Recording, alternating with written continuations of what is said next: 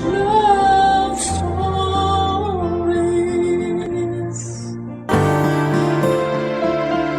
May mga kakayahang nahuhusgahan sa umpisa dahil sa diskarting meron sila.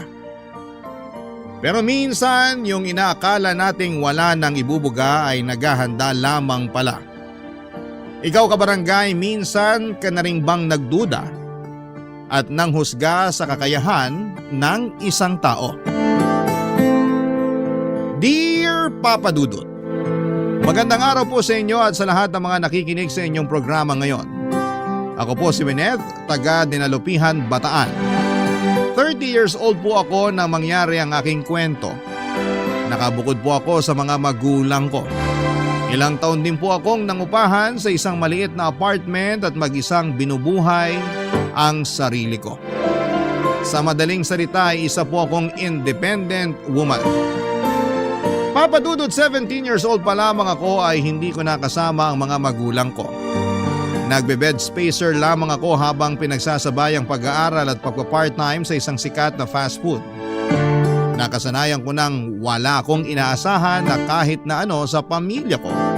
Dahil kahit kailan naman ay hindi ko naramdaman ang pagmamahal at suporta nila.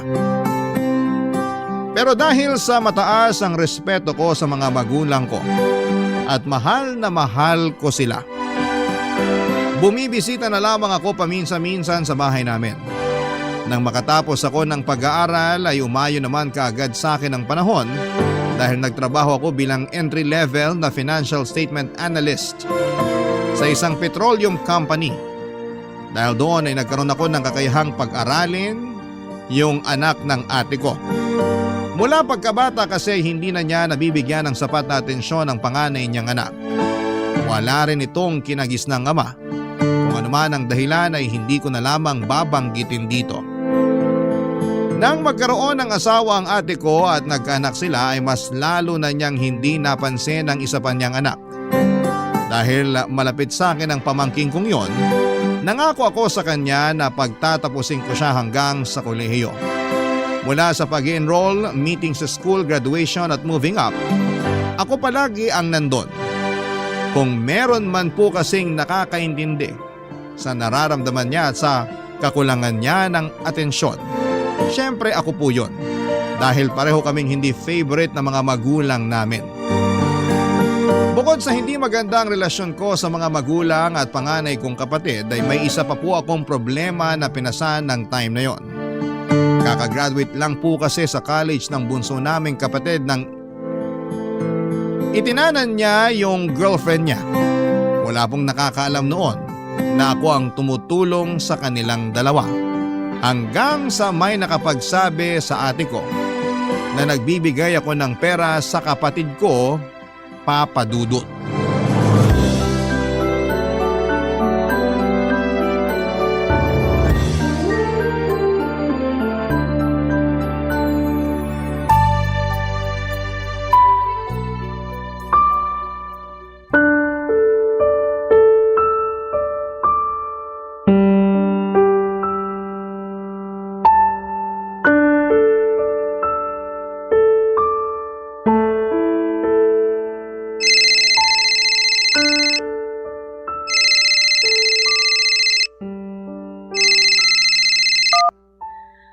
Oo ate, napatawag ka. Siguro naman alam mo na kung ba't ako tumawag sa'yo. Ano na naman ba to ate? Kauwi ko lang galing trabaho. Eh ano ngayon kung kauuwi mo lang? Bakit hindi mo sinabi sa amin kung nasan yung magaling nating kapatid, ha? Pinuntahan na kami dito ng mga magulang ng girlfriend niya, hinahanap silang dalawa. Paano nyo naman nalaman na alam ko kung saan sila pumunta? Malamang tumawag mismo si Lola. Sinabi niya na hindi sila pwede magtagal doon. At ikaw namang babae ka, kinonsinti mo pa? Binigyan mo pa talaga ng pera? Ate, nangangailangan si Bunso. Alangan naman pabayaan ko na lang sila na magpalaboy-laboy ng walang kapera-pera. Eh di konsentidor ka nga. Ang sakin lang ate, may tamang paraan para ipaintindi sa kanila na mali yung ginawa nila. Anong paraan? Yung suportahan sila sa pagtatanan? Eh hindi naman porke tinulungan ko sila, suportado ko na yung pagtatanan nila. Mali yung ginawa nila, alam ko yun. Pero hindi ko kayang pabayaan na lang yung dalawa. Hindi nyo ba naisip na mas makikinig sila sa atin kung hindi natin sila dadaanin sa paninindak? Yan! Nagmamagaling Kapatid pa rin natin yung pinag-uusapan dito, ate. Alam mo, hindi ko maintindihan kung bakit masyadong mainit yung dugo mo sa akin. Matagal na mainit yung dugo ko sa'yo. Sa tigas ng ulo mong yan, magtataka ka pa? Matigas yung ulo ko kasi never naman kayong nakinig sa akin. Kayo lagi yung tama. Hindi ko nga alam kung pamilya pa rin ba yung turing nyo sa akin eh. Kasi naaalala nyo lang naman ako sa ganitong pagkakataon. O kaya naman kapag may kailangan kayo. Nanumbat ka pang maldita ka? Hindi pa nanumbat yon, ate. Nire-real talk lang kita. Totoo naman, di ba? Galit na galit ka sa akin kahit wala naman akong ginagawang masama sa'yo. Gigil na gigil ka kapag nagkakamali ako. Pero kapag may ipapagawa kang paperwork sa akin, ang lambing-lambing mo. Tanggap ko na nga na yun lang ang silbi ko sa inyo eh. Pero sana naman, kung hindi niyo ako kayang isama sa pamilya ninyo, bigyan niyo na lang ako ng katahimikan. Huwag kang magdrama dyan. Dapat lang naman natulungan mo ako kasi ako yung nag-alaga sa'yo nung bata ka pa.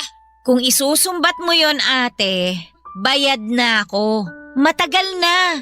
So ngayon pinamumukha mo naman sa akin na ikaw na yung bumubuhay sa anak ko. Wala akong sinasabing ganyan, ha? Kahit kailan hindi ko yun ipinagyabang sa'yo kasi bukal yun sa kalooban ko. Bukal yung pagtulong ko sa pamangkin ko. At para lang alam mo, ate, hindi ko yung ginagawa para sa'yo. Ginagawa ko yun para sa isang batang kulang na lang itakwil ng magulang. Kaya bago mo ako lecturean ng kung ano-ano, simulan mo muna sa pagiging ina mo sa anak mo. Naturingan ka pa namang teacher pero sarili mong anak, hindi mo pagmalasakitan? Bastos ka! Umuwi ka nga rito at maghaharap tayo? Wag na, ate. Wala akong panahon para sa gulong gusto mo. Kung nasaktan ka sa pag-real talk ko, ibig sabihin, totoo lahat ng mga sinabi ko. Makita lang talaga kitang babae, kakakalbuhin kita. Wag mong sabihin yan, ate. Gawin mo. Pero wag kang iiyak at magpapaawa kina mama kapag gumanti ako. Papadudot batid ko na masyado na kaming matatanda para sa ganong away. Pero hindi ko talaga napipigilan ang sarili ko na managot kapag si ate yung nakakausap ko. Wala kaming naging pag-uusap na hindi niya ako sinusumbatan sa lahat ng nagawa niya para sa akin noong bata pa ako at paulit-ulit niya ring pinapaalala ang mga pagkakamaling matagal ko nang naitama. Mula kasi nang maglayas ako sa amin at mamuhay ng mag-isa ay palaging isinisisi sa akin ni ate tuwing nagkakasakit sina mama at papa. Binigyan ko raw kasi ng sakit sa ulo kaya nagkakaganon. Pero kahit naman hindi nila ako kasama ay never ko silang kinalimutan. Kahit na anong okasyon, nagpapakita ako sa kanila at naglalaan ng oras para makasama sila. Pero kahit na ano namang gawin ko ay hindi pa rin yon sapat para kay Ate Cora. Hindi niya kasi nagugustuhan kapag naaagawan ko siya ng atensyon mula sa mga magulang namin. Yun nga lang ang hindi ko maintindihan sa kanya dahil may asawa naman siya at mga anak. Pero para siyang bata pagdating kina mama at papa.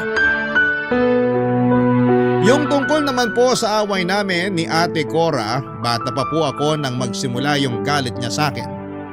Noong ipinagbubuntis niya kasi ang panganay niya ay plano na sana niyang ipalaglag ang bata. May pinapuntang aborsyonista noon sa bahay namin pero hindi natuloy ang pagpapalaglag sa pamangkin ko nang nagsalita ako at sinabing iligal ang ginagawa nila. Napahiya sina mama at ate doon sa aborsyonista at natakot naman po yung matanda na baka magsumbong ako sa otoridad kaya hindi na yon itinuloy. Napagtanturi naman ni mama na may punto ako dahil hindi naman ginusto ng pamangkin ko na mabuo siya. Mula noon, papadudot ay hindi na ako tinigilan ni ate. Lahat ng pagkakamali ko ay ibinubunton niya. Lahat ng kasiraan ko na pwede kong maging problema ay inaalam niya para magmukha akong masama.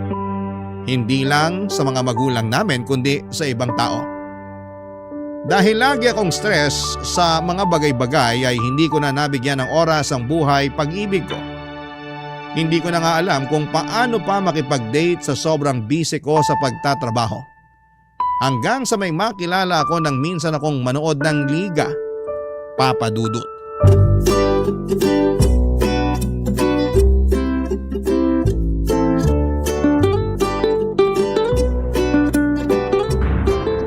Ala, Nasaan na ba yung best friend ko na yun? Umuwi na yata ah. Hi, may hinahanap ka? Yung kaibigan ko, nagpaalam lang kasi magsi-CR pero hindi pa bumabalik. Pero out of order kasi yung CR dito sa sports complex. Baka lumabas na yon kaya natagalan. Baka nga, tatawagan ko na lang mamaya kapag hindi pa siya nakabalik. Kung gusto mo, samahan mo na kita rito habang naghihintay sa kanya. Ha? Ay naku, wag na. Katatapos lang ng game nyo, di ba? Dapat nakikipag-celebrate ka dun sa mga kasama mo. Susunod na lang ako sa kanila mamaya. Pwede naman ako magstay dito kahit ilang minuto lang. Ikaw bahala, mapilit ka eh. Hindi ko kasi kayang sayangin tong chance na makausap yung kaisa-isang babaeng nakakuha ng atensyon ko sa dami ng tao rito. Bolero, iba na lang ang pormahan mo, hindi ako pumapatol sa Playboy. Grabe naman to.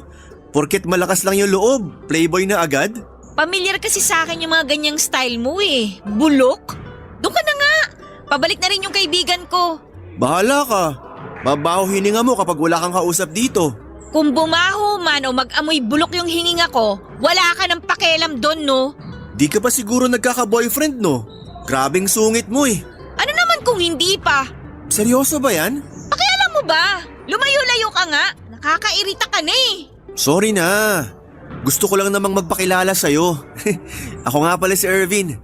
Pero pwede mo naman akong tawaging mahal o kaya baby para mas masarap pakinggan. Well, Mr. Pampam, hindi ako interesadong makilala ka. Kapag nakabalik na yung kaibigan ko, uuwi na ako at hindi na kita makikita ulit. Kung ganon, ayaw mo makipagkilala sa akin kasi posibleng hindi na tayo magkita paglabas natin dito? Ano? Hoy! Mali ka ng pagkakaintindi, no? Ikaw sana sinabi mo agad para nagkalinawan tayo na gusto mo akong makita ulit. Huwag ka nga feeling dyan! Kung ganon, bakit namumula yung magkabilang pisngi mo? Kilig ba yan o… Nahihiya ako kasi pinagtitinginan na tayo. Hindi naman sa pagyayabang pero marami na kasi akong fans dito. Marami nang nagkaka-crush sa akin kaya napapatingin talaga sila kapag dumadaan ako. At ngayong nilapitan kita, iisipin nila na espesyal ka sa akin. Espesyal? Mukha ba akong papatol sa kagaya mo? Sa labas ko na lang hihintayin yung kaibigan ko. Hindi na ako makakatagal pa ng ilan pang minuto dyan sa kakapalan ng mukha mo. Kanina, ginudge mo ako agad bilang isang playboy tapos ngayon, parang nilalait mo na ako. Mapanakit ka naman masyado, Miss Pretty. Winnet ang pangalan ko, hindi Miss Bakit ko pa sinabi? Nice meeting you, Winnet. Ano nga palang pangalan mo sa Facebook? Ba't ko naman sasabihin sa'yo? Ay, kung itrato mo naman ako, parang napakasama akong tao. Hinusgahan mo na nga ako agad kanina eh. Wala naman akong masamang intensyon. Gusto ko lang talaga magpakilala. O kung suswertehin, maging kaibigan ka. Tsaka hindi lang naman ako basta nagandahan sa'yo. Nung nakita kita, napangiti agad ako kasi ang gaan ng aura mo. Lalo na nung nakangiti ka after manalo ng team namin. Kanina mo pa ba ako pinagmamasdan? Paano kung oo? Then huwag ka mag-assume. Nakangiti lang ako kanina kasi ine-enjoy ko lang yung game. Kung ganon, salamat sa suporta. Kahit hindi mo kami kilala. Sige, balik na ako sa mga kasama ko. Teka sandali! Bakit? Sige, eto na. Type mo na lang dito yung pangalan mo sa Facebook. I-add na lang kita. Talaga? Oo, kulit mo eh. Papadudot, wala naman talaga sana akong balak na makipagkilala kay Irvin ang araw na yon. Pero noong hindi na siya nangulit at nakita ko kung paano siya nagseryoso, feeling ko ay may something na nagtulak sa akin na mas kilalanin ko pa siya. Well, hindi naman masama kasi after ko siyang i-add sa Facebook ay madalas na kaming magka-chat at magka-video call. Hanggang sa ayain na niya akong lumabas, Papadudot. Doon ko nalaman na graduate pala siya ng architecture at passer na rin siya ng licensure exam. Pero hindi muna siya nagtrabaho. Gusto niya raw kasing mag-enjoy muna ng walang iniisip na stress sa buhay bago magseryoso sa career niya. Naintindihan ko naman ang punto niya dahil nakwento niya na tutok talaga siya sa pag-aaral noon. Nagtapos ba naman with Latin Honors? Nung tinanong ko siya kung saan siya kumukuha ng panggastos, nabanggit niya na galing yon sa paglalaro at mga racket na Hindi na niya sinasabi kung ano. Basta ang alam ko noon ay base sa mga kwento niya, may kaya naman ang mga magulang niya. Kaya siya nakapagtapos ng pag-aaral sa pribadong university. Pero nilinaw niya sa akin na hindi na siya humihingi ng pera sa mga magulang niya nang time na yon, Papa Dudut. Aaminin ko na medyo na turn off ako sa pagiging jobless nitong si Irvin. Pero mukhang masaya naman siya sa pagbabasketball kaya binura ko na yung mga negatibong pumasok sa isipan ko. Isa pa ay hindi pa naman kami para magbigay ako ng opinyon tungkol sa magiging future niya, Papa Dudut. Ang kaso habang tumatagal, lumalalim na rin ang nararamdaman ko para kay Irvin, Papa Dudut. Barangay Love Stories. Barangay Love Stories. Papa Dudut, dahil ilang beses na kaming nag-date. Mas nakilala ko pa noon si Irvin. Malambing siya at maasikaso at sobrang attentive niya tuwing magkasama kami. Kahit yung simpleng pagbubukas lamang ng tumbler, paghila ng upuan, pag-alalay sa akin tuwing tumatayo ako ay na-appreciate ko lahat ng yon. At ang pinaka nagustuhan ko sa lahat ay yung sense of humor niya. Palagi niya ako napapatawa at napapangiti kahit na minsan ay sobrang stress ako sa trabaho. Hindi nagtagal ay naging kami na rin ni Irvin, Papa Dudut. Hindi ko na inisip na wala pa siyang trabaho at wala pa siyang malinaw na plano para sa future niya. Kahit malabo pa ang lahat ay sumugal ako. Aaminin ko na nabulag ako ng pagmamahal ko sa kanya. Siguro nalunod lang din ako noon sa atensyon at pagmamalasakit na ipinaparamdam niya kasi yon pa lang ang unang beses na naranasan ko na may isang tao na ganon ka-concern sa akin. Isa pa sa mga nagustuhan ko sa kanya ay marunong siyang mag-set ng boundaries. Kapag oras ko nakasama ang mga kaibigan ko ay hindi siya nakikigulo at hindi nagde-demand ng oras. Ganon din kapag umuwi ako sa mga magulang ko. After 4 months ay nagulat na lamang ako noong magpaalam siya sa akin kung pwedeng magsama na kami sa apartment ko. Tinanong ko siya kung bakit, pero ang sagot niya lang ay gusto niyang mas madalas pa kaming magkasama kaya naman pinagbigyan ko siya. Wala naman ako naging problema dahil marunong siyang maglinis, magluto, as in lahat ng hindi ko na nagagawa sa pagiging busy ko ay siya na ang sumalo. Kaya naman hindi ko na rin inisip noon na hindi na siya nagbibigay ng share sa renta at sa mga bills namin, Papa Dudut.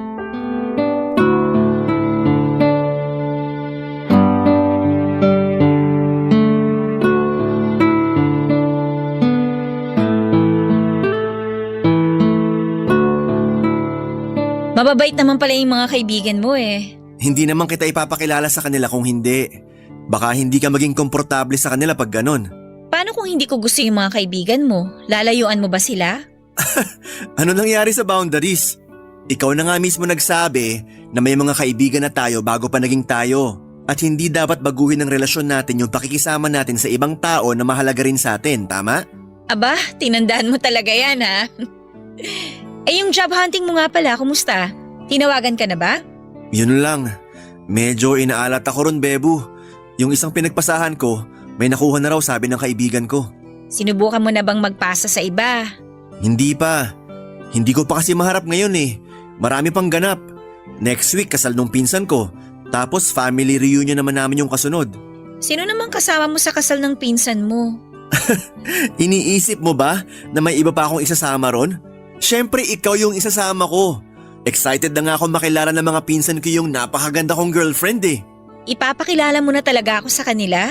Hindi ba nakakahiya? Ano namang nakakahiya ron? Ilang buwan mo na nga akong boyfriend tapos di pa kita ipapakilala? Gusto nga rin sana kitang isama sa family reunion eh. Kung papayag ka. Family reunion yun. Girlfriend mo pa lang naman ako kaya hindi pa ako parte ng pamilya ninyo. Bebu, hindi na tayo maghihiwalay, di ba? Kaya sa kasal din patungo tong relasyon natin. Tsaka nagsasama na tayo ngayon. Di ba parang mag-asawa na rin tayo? Hindi ka talaga nauubusan ng katwiran, no? Sana ganun din yung patience mo kapag naghahanap ka ng trabaho. Kapag hindi ka natanggap sa isa, maghanap ka ulit ng iba. Hindi yung hihinto ka na. Nanermo na naman po yung girlfriend ko. Huwag kang mag-alala. After ng lahat ng ganap na sinabi ko, tuloy ang job hunting. Makakahanap din ako, Bebu. At kapag hired na ako, sisimulan ko na yung pag-iipon para makapag-propose na ako sa'yo. Tsaka na natin isipin yung kasal kapag pareho na tayong financially stable. Okay, sabi mo eh. Sa'yo lang naman ako nakadepende. Huwag ka masyadong maging dependent sa akin, ha? Bakit naman? Dapat kasi kahit gaano natin kamahal yung isa't isa, kaya pa rin nating tumayo nang wala yung isa. Hayaan mo. Hindi ko hahayaang mangyari na isa lang yung nakatayo sa ating dalawa. Sana gawin mo yun para sa sarili mo, hindi lang para sa relationship natin. Sure ako na magiging proud sa'yo yung parents mo kapag nalaman nila na hired ka na. Parents ko lang ba? Syempre pati ako, ano ka ba? Ako yung pinakaunang magiging masaya para sa'yo. Magsi-celebrate tayo. Sa tingin mo ba hindi talaga ako marireject? Marami kasi akong kakilala na kagaya ko rin. Cum laude pero hindi natanggap sa trabaho. Parang hindi ko kayang harapin yung ganong kahihiyan. Bakit ka naman mahihiyang ma-reject? Parte ng proseso yun. Pero hindi naman ibig sabihin na kapag rejected ka, hindi ka nakarapat dapat maging architect. Kapag nalaman yun ni Dad, iisipin niya malaking disappointment ako. Marami na siyang hinawakan na malalaking project. Samantalang ako, entry level pa nga lang yung papasukin, mukhang malabo pa. Magiging kahihiyan lang ako ng tatay ko. Di kagaya sa basketball.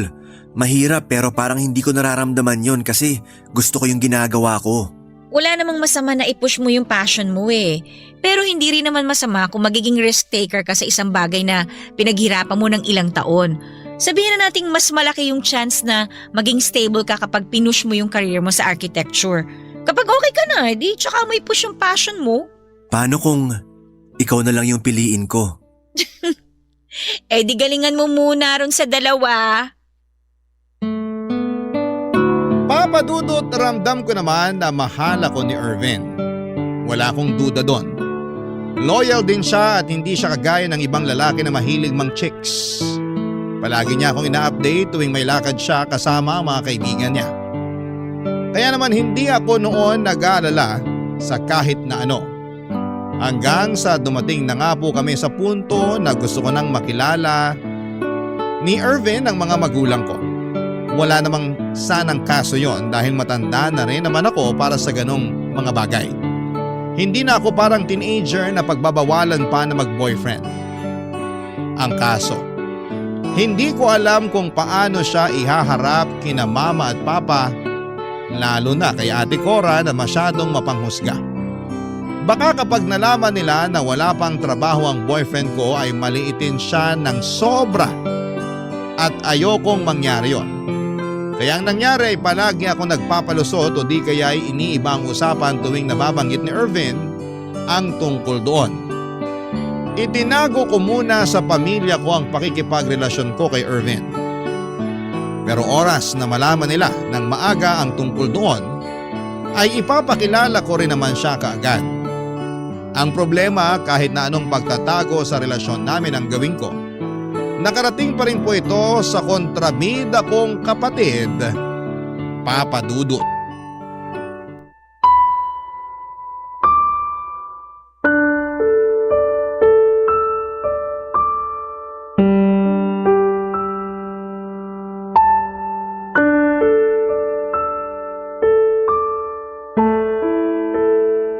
Buti naman naisipan mo pang sagutin yung tawag ko.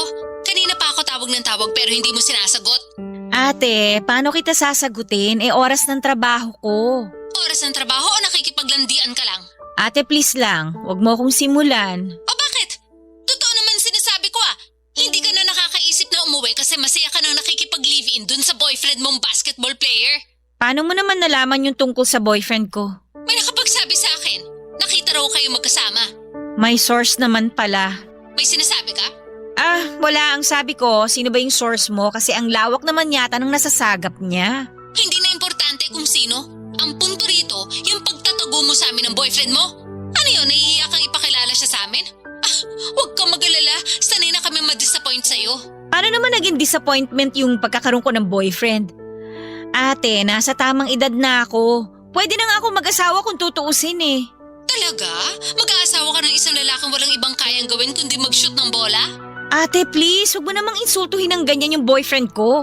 Naghahanap naman siya ng trabaho eh. Hindi magtatagal, matatanggap na rin siya. O, edi inamin mo rin na wala ngang trabaho yung boyfriend mo? Kundi ka rin naman isa't kalahating tanga. Kinasama mo pa dyan sa apartment na tinitirhan mo ngayon? Hindi na ako magugulat kung ikaw yung nagbabayad ng bills at nagpapalamon sa kanya. Alam mo ate, kung ibang tao ka lang siguro, iisipin ko na nagmamalasakit ka sa akin eh. Kaso kilala na kita eh. Hindi mo ako pagsasabihan ng ganyan para sa ikabubuti ko. Sinasabi mo yan kasi nakahanap ka na naman ng pagkakamaling magagamit mo para ipahiya ako kina mama at papa. Huwag kang umangal kasi nakakaya ka naman talaga. Naglayas ka. Pinabayaan mo sina mama at papa na maiwan sa bahay. Si Bunso na nga lang yung nakakasama nila, sinuportahan mo pa sa pagtatanan. O ngayon, sabihin mo kung ano ba yung maganda mong nagawa. Wag na! Kahit ano namang sabihin ko, kayang-kaya mo pa rin gawing mali. Napaka-perfect mo kasi. Sa bagay, teacher ka nga naman pala. Nagtuturo ka ng kabutihang asal, kaya kagalang-galang ka sa paningin ng mga tao sa paligid mo. Pero alam mo sayang eh, kasi hindi mo naman may apply sa sarili mo lahat ng tinuturo mo sa mga bata. Igagalang ka pa kaya nila kapag nalaman nila na… Bakit? Sisiraan mo ako sa kanila? Eh di gawin mo! Ipangalandakan mo yung pagiging kanal mo, Winnet! Mali ka ate. Kung gusto kitang masira, noon ko pa sana ginawa yon. Nung sinaktan mo yung sarili mong anak at pinabayaan mo na lang na parang hindi mo kadugo. Kayang-kaya ko yun ate. Kayang-kaya kitang sirain sa mga taong nauuto mo. Pero hindi ko ginawa, di ba? Nanahimik ako kasi yun naman palagi yung gusto niyong gawin ko. O sige, utang na loob ko na sa'yo yung pinag-aaral at inaasikasa mo yung anak ko. Pero hindi pa rin mababago no na ginagawa mo rin yung naging pagkakamali ko noon. Pumatol ka sa walang silbing lalaki. Kaya huwag ka na magtangkang ipakilala pa siya sa akin. Huwag kang mag-alala Ate Cora. Hindi ko ipapakilala sa'yo si Irvin. Hindi naman niya kailangan ng validation mula sa isang taong bulok yung pagkatao. Papadudot nasaktan ako ng sobra sa mga sinabi ni Ate Cora tungkol kay Irvin. Pero hindi ko pinagsisihan na ipinagtanggol ko ang boyfriend ko sa ate ko. Sa simula pa lang ay masyado ko nang nararamdaman na nahuhusgahan niya. Nasanay kasi siya na siya lang yung may magandang imahe sa aming magkakapatid. Kaya para sa kanya ay wala siyang ginawang mali. Nakuha ko rin naman ang punto ni Ate Cora sa pagpapakasal sa isang lalaking walang trabaho. Pero alam ko rin noon na mas mahalaga kay ate ang sasabihin ng ibang tao. Iniisip niya na magdadala lamang ako ng kahihiyan sa pamilya namin lalo na kapag nabuntis ako ni Irvin. Dahil doon, kinausap ko ulit si Irvin at kinumbinsing ituloy na ang paghahanap niya ng trabaho.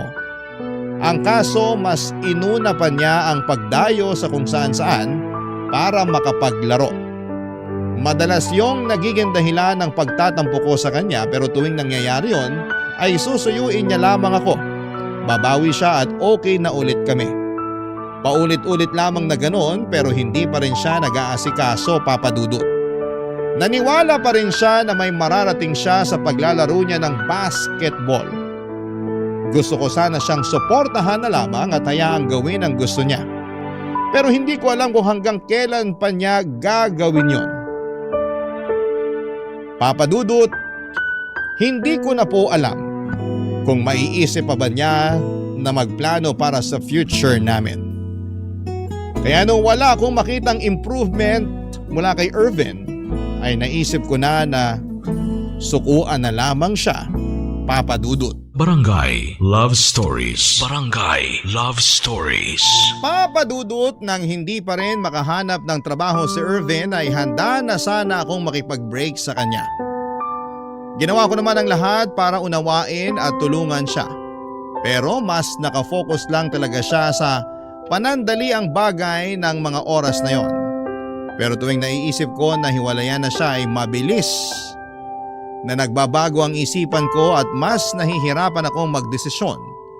Tuwing ipinaparamdam sa akin ni Irvin ang pagiging malambing at maasikaso niya. Nagdalawang isip ako kung tama ba na ituloy ko pa ang pakikipaghiwalay o bigyan pa siya ng panibagong chance. Naawa rin kasi ako sa sitwasyon niya noon. Kung papaalisin ko siya sa apartment, siguradong makikitira siya sa mga kaibigan niya. Nang muli kaming magkausap ni Ate Cora ay nalaman ko pa na nakauwi na ang bunso naming kapatid at nakabalik na rin sa pamilya yung girlfriend niya, kaya medyo napanatag na po ako noon. Pero habang magkausap kami ng ate ko, naka-loudspeaker ang phone ko at nabanggit na naman niya yung tungkol kay Irvin. Tinanong niya kung naghiwalay na ba kami. Gaya po nung una ay nauwi na naman kami sa pagtatalo. Pero sa pagkakataong yon ay hindi ko na nagawang ipagtanggol pa ang boyfriend ko. Hindi ko na rin kasi alam kung paano pa ang gagawin ko. Pero ang hindi ko alam noon ay narinig pala ni Irvin ang naging pagtatalo namin ni Ate Cora.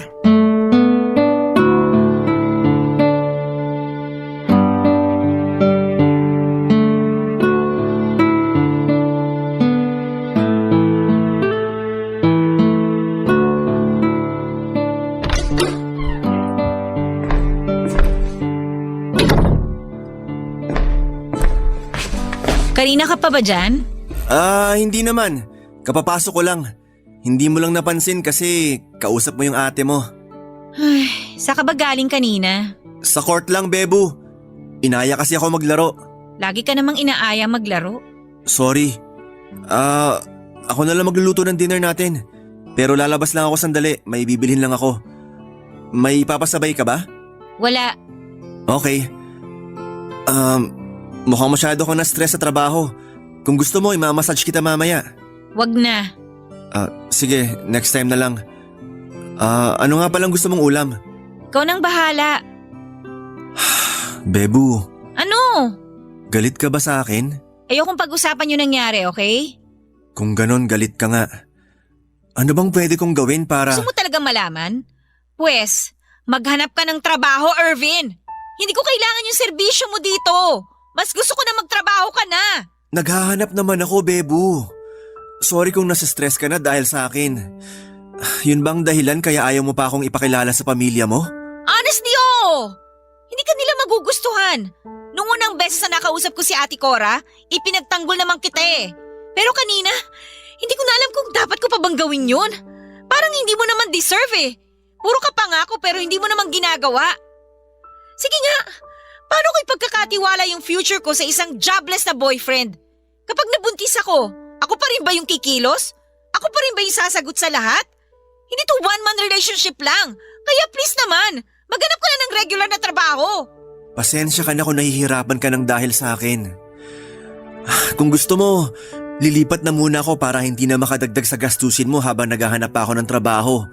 Kapag meron na, babawi ako sa'yo. Pangako yan. Pangako na naman? Nakakaumay na yung mga pangako mo eh. Sana naman this time magseryoso ka na. Hindi naman kita pinupush sa magkatrabaho kasi kailangan ko yung pera mo. Ang gusto ko lang, umusad yung buhay mo ngayon. Yung stability, di ba? Pag meron ka nun, hindi ka basta-basta mamaliitin ng ibang tao. Tsaka tong relationship natin, hindi lang tayo dapat nakafocus sa kilig at tsaka dun sa saya. Dapat kaya rin natin backupan yung isa't isa kahit anong mangyari. Naiintindihan mo ba yon, Irvin? Naiintindihan ko. Aayusin ko na yung mga gamit ko bukas para makalipat na ako. Buti naman. Okay ka lang ba dito kahit wala ka ng kasama? Kinaya ko na mag-isa sa loob ng ilang taon. Kaya bakit hindi? Pero pwede bang ipagluto pa rin kita ngayon? Hayaan mong pagsilbihan kita kahit ngayong gabi na lang. Wala na akong ganang kumain. Sige, lalabas na lang muna ako. Magdala ka ng susi. Ilalak ko yung pinto mamaya. Dala ko naman palagi. Huwag ka na sana magpuyat para makapagpahinga ka ng maayos. Tutuloy na ako. Sige na. Bebu, O bakit na naman? mahal na mahal kita. Sana hindi ka mapagod sa akin. Kala ko ba paalis ka na? Eto na nga, aalis na. Hinintay ko lang naman na sagutin mo yung sinabi ko. Pagod na ako, Irvin. Gusto ko na magpahinga kaya kung may pupuntahan ka, umalis ka na lang. Bahala ka na kung anong oras mo gustong bumalik. Papadudot ako ang nakapagbitiw ng masasakit na salita kay Irvin noon. Pero parang mas nasaktan pa ako sa naging reaksyon niya. Hindi niya sinabayan ang init ng ulo ko at wala akong narinig na kahit na anong makakasakit sa damdamin ko. Umalis lang talaga siya ng gabing yon ng tahimik. Hindi ko na nga alam kung anong oras siya nakabalik pero paggising ko kinabukasan ay wala na ang mga gamit niya sa kwarto. Pagbukas ko ng phone ko, saka ko lang nabasa ang sunod-sunod na mga messages niya. Kahit umalis na noon sa Irvin ay itinuloy ko pa rin ang pakikipaghiwalay sa kanya, Papa Dudut. Inisip ko kasi noon na baka mas makapag-focus siya sa career niya kapag wala na kaming dalawa. Nakadepende na lamang sa kanya kung paano niya aayusin ang buhay niya. Ang kaso ay hindi siya pumayag na mag-break kami. Nagmakaawa siya na kung pwede ay mag-cool off na lamang muna kami. Pero noong nalaman ko na patuloy pa rin siya sa paglalaro ay nag-assume ako na wala pa rin siyang trabaho kaya nakipag-break na ako sa kanya. Hindi ko na siya kayang harapin noon kaya dinaan ko na lamang sa chat ang paghihiwalay namin, Papa Dudut. Ang hindi ko alam ay natanggap na pala noon sa Irvin sa isang real estate development firm at nagpasya lang siya na ipagpatuloy pa rin ang passion niya sa paglalaro. Ewan ko pero sa halip na manghinayang ay naging masaya pa ako sa pagbabagong yon sa buhay niya. Papa Dudut, 1 taon nang nakalipas nang muli kaming magkita ni Irvin. Parehong lugar at parehong dahilan din. Dahil naroon ako para manood ng finals. Sa totoo lang ay hindi ko naisip na naglalaro pa rin siya ng time na yon kaya nakampante ako. Pero nung tawagin ang pangalan niya at hanggang sa matapos ang laro ay nasa kanya na ang buong atensyon ko.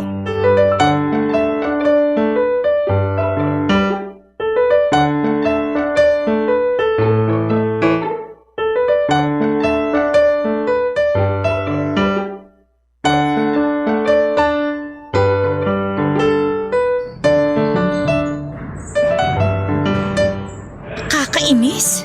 Iniwan na naman ako ng kasama ko. Bebu! Ha? Ako bang tinatawag niya? Bebu! Ako? I mean, ako ba yung tinatawag mo? Hanggang ngayon ba naman iniiwasan mo pa rin ako? Grabe! Inabot na nga ng 1 taon yung cool off natin, wala man lang kahit kumusta. Kahit nga sana isang kiss lang, bawing-bawi ka na eh. Ano bang pinagsasabi mo dyan? Nag-break na tayo, di ba? Ikaw lang yung nakipag-break, pero ako hindi. Para sa akin, nag-cool off lang tayo. Seryoso ka ba? Cool off? Ng 1 taon? Wala pa bang nakakagawa nun? Ang tibay pala natin. Hanggang ngayon pala, isip bata ka pa rin. Ako, isip bata? Aba, parang hindi yata ako papayag na sasabihan mo pa rin ako ng ganyan. Gusto mo bang patunayan ko? Tara sa unit ko. Hindi ako nakikipagbiruan sa'yo, Irvin, ha? Sungit talaga. Hindi mo ba naaalala? Ganito rin tayo nung una tayo nagkakilala. Sinungitan mo rin ako. Hanggang ngayon ba naman na girlfriend na kita? Hindi mo na ako girlfriend. Bakit? May boyfriend ka na ba? Wala. Nagpaligaw ka ba pagkatapos mo makipaghiwalay sa akin? Hindi. Buti naman. Kundi, magsiselos ako. Ang feeling mo talaga, no? Sabing hindi na nga kita boyfriend eh. Okay. Alam mo ba, nung nakita kitang pumapasok dito kanina, parang sasabog yung puso ko sa sobrang saya. Gustong-gusto nga kitang lapitan eh. Tapos sugurin ng yakap, kaso magsisimula na yung game. Ngayon ko sana gagawin pero hindi na pala pwede. Ano ba tong trip mo, Irvin? Bakit mo ba sinasabi yan? Di ba dapat matagal mo nang tanggap na wala na tayo? Mahal pa rin kita, Bebu. Kahit napakiramdam ko, hindi mo na ako kayang tanggapin. Bakit hindi ka nalang manligaw ng iba? Sa tagal nating di nagkita, imposibleng wala kang ibang dinate kahit isa. Wala talaga. Nagtiis na lang muna ako hanggat hindi ka pa pwede. At bakit mo naman naisip na magiging pwede pa ako? Hindi ko alam. Hindi talaga ako sigurado kung papansinin mo pa ako. Pero iniisip ko na lang noon na kung magkita ulit tayo at sabihin mo sa akin ng harapan na hindi mo na ako mahal, tsaka pa lang ako maghahanap ng iba. Tsaka pa lang ako mag-move on sa'yo. Pwes, hindi ka pa pwede mag-move on. Bakit? Ayaw mo na nga sa akin, di ba? Huwag kang madamot. Dami kayo nagkakagusto sa... Aray! Ikaw ang sakit-sakit na nga ng puso ko. Namimisikal ka pa. Foul yan. Kasi ang yabang mo pa rin eh. Nakakainis ka. Uy, nakakarami ka na. Isang hampas mo pa. Hahalikan na kita. Oh, bakit bigla kang tumahimik? Huwag mo sabihing tumitiklop ka na sa akin. Uuwi na ako. Bahala ka na dyan. Maghanap ka ng kausap mo. Ayoko ng kausap. Ang gusto kong hanapin, yung pakakasalan ko. Hindi ako magpapakasal sa'yo. Yabang-yabang mo kaya. Sorry na, Bebo. Nagbibiro lang naman ako. Bebo mo yung mukha mo. Puntahan kita mamaya sa unit mo. Tapos date tayo. May lakad ako mamaya. Eh di bukas. Pahinga ko yon. Eh di pagluluto na lang kita. Pwede rin ako maglinis ng buong kwarto mo tsaka maglaba. Ayoko. Huwag kang ano dyan. Kapag hindi ka pumayag, sisigaw ako ngayon dito at sasabihin kong sinagot mo na ako. Ano? Sira ka ba? Ano, magdesisyon ka na, Bebo. Meron ka na lang 10 seconds. Subukan mo. 10, 9. Oo na, sige na. Pumunta ka mamaya. Sige, dapat pagdating ko, nakahubad ka na. Aray, grabe ka talaga. Hanggang ngayon alala mo pa rin mangurot. Parang bumaon yung kuko mo sa tagiliran ko. Ang sakit. Gusto mo dagdagan ko pa yan eh. Papadudot nung araw ding yon ay nagkabalikan na kami ni Irvin. Sa kulit ba naman ng lalaking yon, kahit yata 1,000 beses ko siyang tanggihan, ay hindi pa rin niya ako titigilan. Naniwala naman ako na seryoso na siya noong nag-propose na siya sa akin. Ipinakilala ko na siya sa pamilya ko pero sina mama, papa, bunsong kapatid at yung pamangking ko lang ang humarap kay Irvin. Si Ate Cora naman hanggang sa oras na yon ay bitter pa rin sa akin. Hindi raw niya suportado ang plano kong mag-asawa na kaya ayaw niya kaming harapin. Personal namang hiningi ng boyfriend ko ang blessing ng mga magulang ko para sa pagpapakasal namin. Laking pasasalamat ko na lamang po noon na kahit na hindi kami masyadong okay ng mga magulang ay pinayagan naman nila kaming magpakasal. Sa ngayon, Papa Dudot, ay 2 taon na kaming kasal ni Irvin at may isa na kaming anak. Sobrang saya pala sa pakiramdam na finally ay meron ka ng karamay sa lahat ng bagay. Hindi lang naman kasi gastusin ang inaalala kapag may pamilya ka na. May mga problema pa rin na walang kinalaman sa pera. Pero kahit kailan, mula nung magpakasal kami, ay hindi ko naramdaman na mag-isa lamang ako. Iba yung security na naibibigay sa akin ni Irvin at ganon din naman ako sa kanya. Kaya hindi namin pinagsisisihan na pinili namin ang isa't isa. Tungkol naman po sa pamangking ko ay kaunting panahon na lamang ay makakatapos na siya sa kolehiyo. Sa amin na rin siya nakatira para mas magabayan ko siya ng mabuti. Hindi man ako ang tunay niyang ina, Papa Dudot, ay sinisigurado ko naman na hindi niya mararamdaman na may kulang sa kanya sa pagmamahal man o sa material na bagay.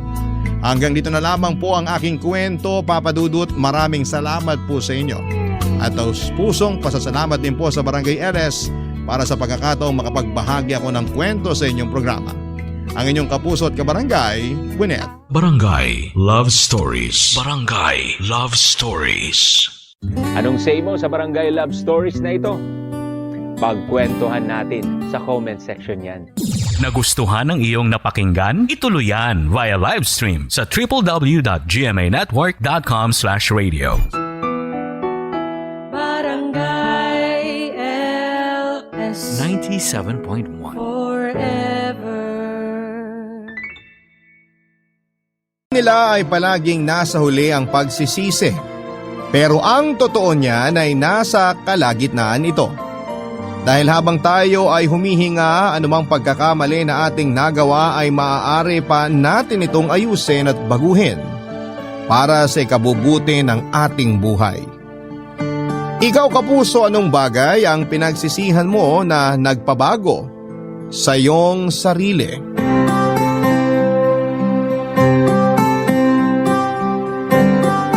Dear Papa Dudut, magandang umaga, Papa Dudut. Itago niyo na lamang po ako sa pangalang Dave.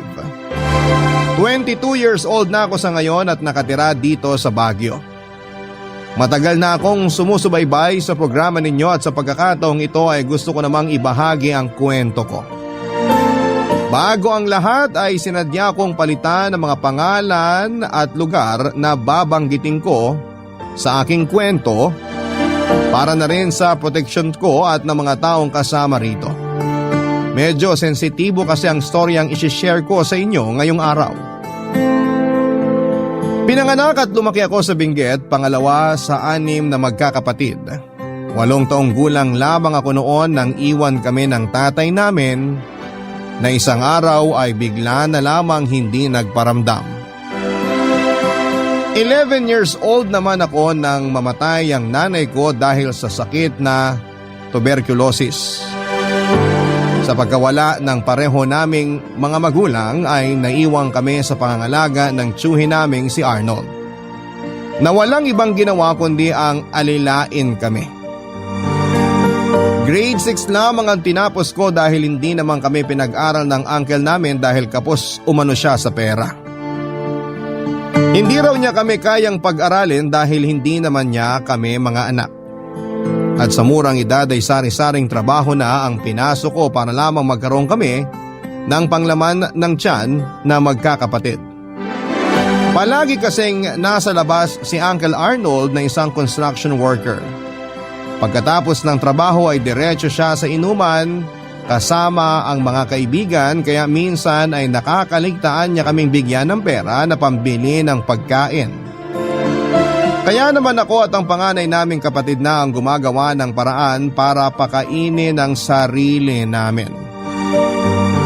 Papadudot kahirapan ang nagtulak sa akin kung bakit sa edad na 17 ay pinasok ko ang kalakaran ng pagbebenta ng katawan. Napasok ako sa trabahong ito nang makilala ko ang kaibigan kong si Jason.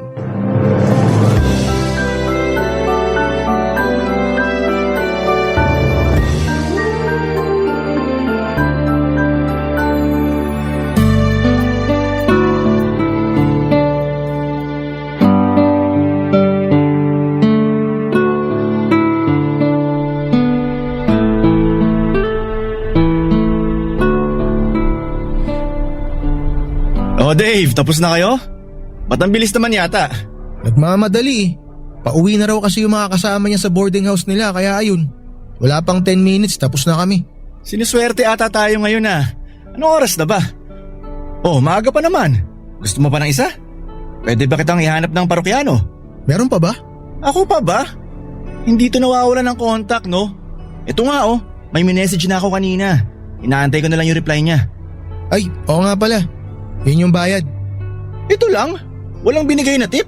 Aasa ka pa ng tip. Pang mabilisan na nga lang yung nangyari. Tsaka nakatira lang yun sa boarding house. Mukha nga ang estudyante. Dapat kasi yung mga customer na kinukuha mo yung mga tiba-tiba naman. May gana ka pang mamili matumal na nga tayo ngayon. Di na tayo tulad ng dati uy. Marami na tayong kakumpetensya dyan sa tabi-tabi. Kala mo ikaw lang nagko-callboy dito? Pasalamat ka meron pa akong kumukuha sa'yo eh. Sinisi mo pa sa ibang tao. Baka naman mahina lang talaga yung sales stock mo. Tol, hindi ko nakasalanan yun kung ayaw nang bumalik ng iba nating suki. Siyempre mananawa din yung mga yun sa'yo. Maghahanap at maghahanap din sila ng ibang putahe. Tsaka tinan mo nga sarili mo. Para kang pinaglihi sa kawayan. Kayang-kaya ka ng ilipad ng hangin sa sobrang payat mo eh. Alam mo pag tinalihan kita ng sinulid, pwede na kitang gawing saranggola. Kasalanan ko pa ngayon? Oo naman. Katawan ang puhunan mo dito kaya dapat alagaan mo katawan mo. Kumain ka ng marami para magkalaman ka. Tsaka maligo ka rin minsan para di ka mukhang maasim. Ang dami mong alam. Kung makapagsalita buti nga ikaw puro chat lang ginagawa mo dyan eh. Sa akin kaya lahat ng trabaho. Ako yung nagpapagod, ako yung mas maraming ginagawa. Tapos ang hatian natin 60-40, 40 sa'yo. Alam mo isa pa yan sa dapat nating ayusin eh. Pag-usapan natin yan. Masyado malaki nakukuha mo. Oy, tandaan mo. Wala kang tatrabahuhin kung hindi dahil sa akin. Sige na, kahit na 70-30 na lang hatian natin. Di pwede no? Daya naman ito. Pati nga sa tip ko nakikihati ka pa eh. Aba dapat lang. Tag team kaya tayo. Wala kang trabaho kung wala ako. Wala akong sahod kung wala ka, kaya quits lang. Kailangan ko kasi ng pera ngayon eh. Bakit? May pagkakagastusan ka ba? Kailan ba ako hindi na kailangan ng pera? 6 na bunga nga pinakakain ko. 6? Akala ko ba nagtana na yung panganay nyo? Oo nga, nakipagtana na siya. Bad trip nga yun eh. Tinakasan kami. Pinasa sa akin ni ate lahat ng responsibilidad niya. Madaya yung mga taong ganun. Eh di ba dapat 5 na lang ang pinapakain mo? Kasama ka na dun? Sino pa ba yung pang-6 kundi yung chewing kong batugan? 2 buwan nang walang trabaho tapos ang lakas pang uminom. Ibang klase din yung si Mang Arnold, no? Imbis na kayong alagaan, siyang inaalagaan nyo. Ay, sige na nga. 70-30 tayo. Pero ngayong gabi lang, ha? Talaga? Salamat, tol. Wala yun. Oh, eto na. Nag-reply na yung kausap ko. Oh, ano sabi? Ihanda mo na sarili mo. Papagurin ka nito. Ayos lang, marami akong reserba. San daw? Susunduin ka raw sa may tabi ng terminal ng bus. Tol, di kotse to, kaya galingan mo. Baka sakaling bigyan tayo ng malaki-laking tip. Papadudod, 17 years old lamang ako pero ako na ang bumubuhay sa mga kapatid at uncle ko. Nakakahiya man ang trabahong pinagkukunan ko ng pera pero eto lang ang tanging paraan para mabuhay kami lalo na at ang kapatid naming si Ate Lala ay mas piniling sumama sa nobyo niya. Hindi ko nga alam kung ano nga ba ang mga nagawang kasalanan ng mga magulang ko noon. Bakit para bang sa amin napunta ang karma nila? Sa totoo lang, kaya kong tiisin ang umarap sa iba't ibang tao, ipagamit ang katawang ko para lamang mapunan ang pagnanasa nila kapalit ng maliit na halaga ng pera. Kaya ko itong gawin gabi-gabi para may makain kami. Pero ang hindi ko po kayang tiisin ay ang pagmamaltrato sa amin ni uncle ko. Tuwing hindi ko siya nabibigyan ng pambili ng alak ay maswerte na ako sa isang pasa at tuwing nalalasing naman siya ay sa amin pa rin niya ibinabaling ang hinanakit niya sa buhay niya. May isang pagkakataon nga noon na na-dislocate ang buto kong kanang paa matapos akong itulak ni Uncle Arnold sa hagnanan dala ng kanyang kalasingan. Ilang linggo rin po akong iika-ika sa paglalakad.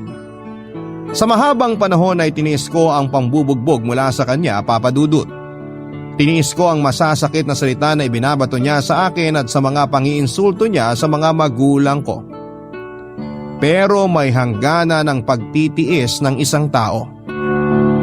Naubos na rin ang pasensya ko noon nang magpasya siya. Sa kanya ko ay diretsyo ang perang kinikita ko.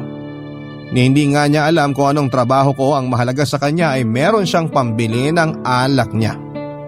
Kaya isang araw ay napagdesisyonan kong tularan ang ginawa ni Ate Lala. Ang layasan ang malaimpyerno naming buhay.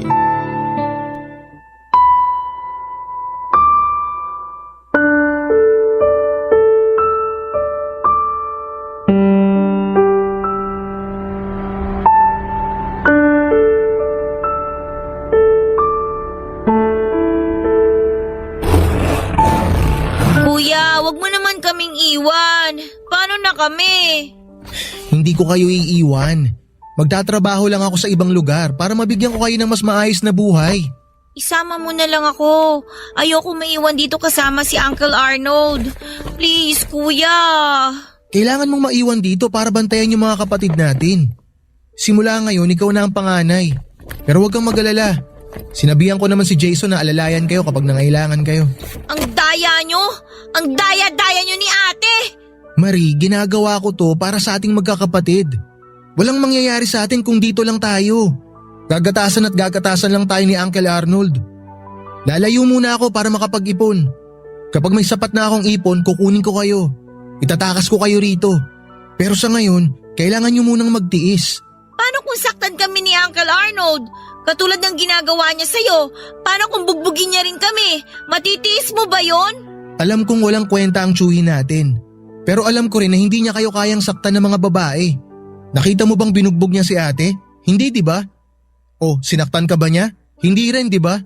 Ako lang naman ang kaya niyang bugbugin kasi sa ating magkakapatid, ako lang ang lalaki. Hindi niya kayo kayang pagbuhatan ng kamay. Alam mo kung bakit? Kasi nakikita niya sa inyo si nanay. Di ba sabi nga nila, lahat kayo minana ang itsura ni nanay? Samantalang ako, yung kay tatay ang nakuha ko. Oo nga, hindi niya kami kami binubugbog ng pisikal. Pero bugbog sarado naman kami sa masasakit na salitang sinasabi niya. Nakakasawa na makarinig ng pangiinsulto mula sa kanya. Sawa na ako marinig kung gaano kawalang kwenta ang buhay natin. Kung paano pabigat lang tayo sa kanya. Sawa na ako sa araw-araw na takot na nararamdaman ko tuwing umuuwi siya sa bahay. Ayoko na ng ganitong buhay, kuya. Kaya isama mo na ako. Uy, tandaan mo, hindi kayo pabigat. Ang totoong pabigat, yun, si Uncle Arnold. Sa totoo lang, dapat siya nga ang bumubuhay sa atin kasi mga pamangkin niya tayo eh. Tsaka bata pa tayo. Pero kabaliktaran ang nangyayari. Sana talaga pag alis ko matauhan siya. Tsaka simulan niya na magbanat ng buto. Kailan ka babalik? Hindi ko alam eh. Basta, kapag nakapag-ipon na ako, kukunin ko kayo. Pangako yan. Saan ka ba magtatrabaho? Sa Maynila. Mas maraming oportunidad daw doon kaysa dito eh. Sabi ni Jason, mas marami akong pwedeng maging trabaho doon. Oh, si Jason na yata yun. Sige na, alis na ako. Baka magising pa si Uncle eh. Hindi na magigising yon. Lasing na yun eh. O sige alis na ako. Ikaw nang bahala sa mga kapatid natin ha. Mag-ingat ka doon, kuya ha. Promise mo, babalikan mo kami rito. Kukunin mo kami ha. Oo, kukunin ko kayo, promise. Konting tiis lang. Sige na Marie, alis na ako. Oh, Jason, ano na? Tagal mo, tol. Nandyan na ba yung sasakyan? Kanina pa. Ikaw na lang hinihintay. Ang usapan 11:00 ng gabi. Ikaw talaga. Hindi naman kita matawagan kasi wala ka namang cellphone. Pasensya ka na ha. Nagpaalam pa kasi ako sa kapatid ko eh. Oh, anong sabi? Gusto niya sanang sumama kaso sapat lang para sa akin tong perang na itabi ko eh. Wala nang ayawan to ha. Anong plano mo pagdating dun? May nag-aantay na bang trabaho sa'yo sa Manila? Wala pa eh, pero bahala na. Poproblemahin ko na lang yun pagka nakarating na ako dun. Oh, sige na. Aalis na yung sasakyan. Nakisuyo lang ako sa tropa ko na isabay ka. Hindi ka na rin nila sisigilin ng pamasahe, kaya magpasalamat ka na lang sa kanila. Salamat talaga tol ha. Ikaw na munang bahalang tumingin sa mga kapatid ko. Sige, mag-ingat ka doon. Papadudot habang pababa ang sasakyan mula sa Benguet ay magkahalong kaba at excitement ang nararamdaman ko sa buong biyahe. Hindi ko alam kung anong klaseng buhay ang sasalubong sa akin sa Maynila pero kumpara sa buhay ko, kasama ang tiyuhin ko ay mas gugustuhin ko na lamang na magsimula muli sa lugar na hindi pamilyar. Ilang buwan ko rin pinagplanuhan ang pag-alis ko ng Benguet dahil kailangan ko itong pag-ipunan. Pakiramdam ko noon ay para akong nakatakas mula sa impyerno. Para akong nabigyan ng panibagong pagkakataon para ayusin ang buhay ko. Buhay naming magkakapatid. Ipinangako ko sa sarili ko na gagawin ko ang lahat para makabangon mula sa kahirapan. Unang-una kong gagawin ay ang maghanap ng maayos na trabaho. Wala akong pakialam kung maliit lamang ang sahod o mahirap ang gawain. Basta ang kailangan kong unahin ay ang magkaroon ng trabaho. Yun nga lang papadudot, masyado palang naging matayog ang expectation ko sa Maynila dahil pagtapa ko sa lugar na yon ay sinampal ako ng isang nakakatakot na realidad.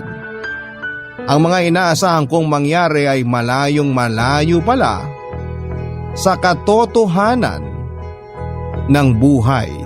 Barangay Love Stories. Barangay Love Stories.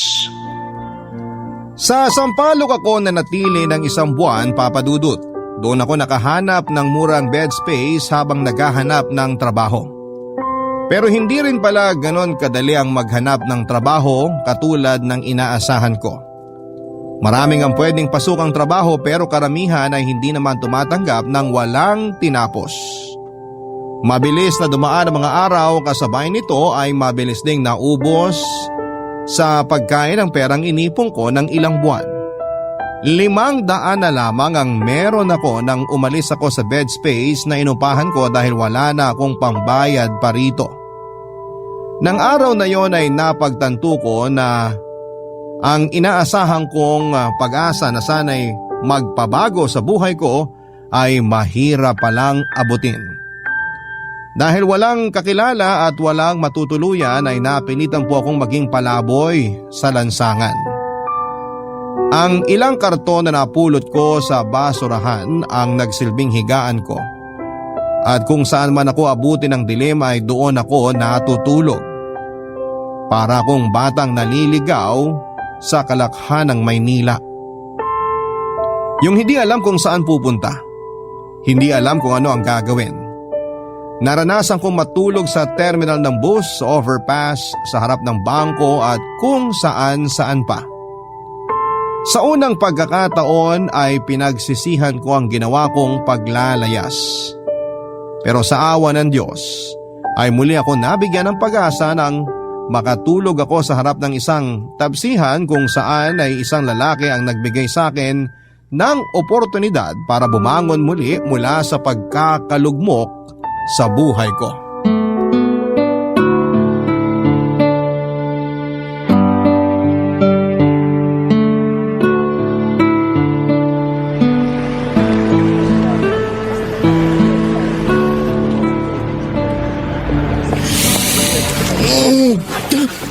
Sino ka?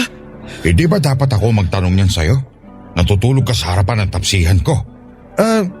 Sa inyo ba to? Naku, sorry po. Dito na po kasi ako inabutan ng antok eh. Di bale, alis na rin naman po ako. Hindi ka taga rito, no? Ha? Bakit nyo naman nasabi yan? May dala kang bag, nakasuot ka ng sapatos. Hindi pa naman ganong madumi yung suot mong damit. Hindi ka naman mukhang pulubi. Siguro wala ka lang matuluyan. Tama ba? Parang ganun na nga. Taga Benguet po ako. Anong ginagawa mo rito sa Metro Manila? Gusto ko po sana maganap ng trabaho kaso walang gustong tumanggap sa akin eh. Hanggang sa naubos na lang po yung dala kong pera. Wala bang maayos na trabaho doon sa inyo? Ba't dito mo pa gusto maghanap ng trabaho? Sabi po kasi ng kaibigan ko mas marami raw pong magandang trabaho rito eh. Tsaka mas mataas daw ang sahod.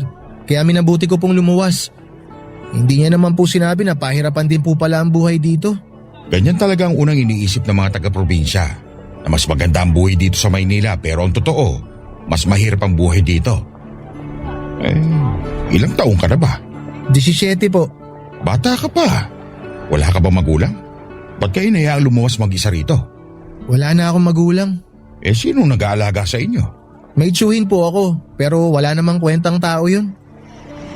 Gusto mo bang magtrabaho sa akin? Talaga? Sakto. Nangangailangan ako ng kasama rito sa tapsihan ko. Opo naman. Kahit ano pong ipagawa niyo sa akin, basta magkaroon lang po ako ng trabaho. Kaya mo na ba magsimula ngayong araw? Kahit ngayon na po mismo. Ano po bang gusto niyong ipagawa sa akin? Gusto niyo po magwalis na ako dito sa labas? Mamaya pa tayo magbubukas. Pero una, baka gusto mong kumain muna. O baka gusto mong maligo muna. Sige po. Ilang araw na rin po akong hindi kumakain eh. Halika, pumasok ka muna sa loob. Teka, meron lang po akong tanong. Bakit niyo po ako gustong tulungan? Hindi niyo naman po ako kilala pero bakit kayo magtitiwala sa akin? Wala namang masama kung magtiwala ka sa kabutihan ng tao eh. Paano po kung hindi naman ako mabuting tao? Hindi nga ba? Hindi po ako mabuting tao pero ipinapangako ko po sa inyo na hindi rin po ako masamang tao. Di kung ganun, wala na tayong problema. Isa pa, nakikita kong sarili ko sa'yo.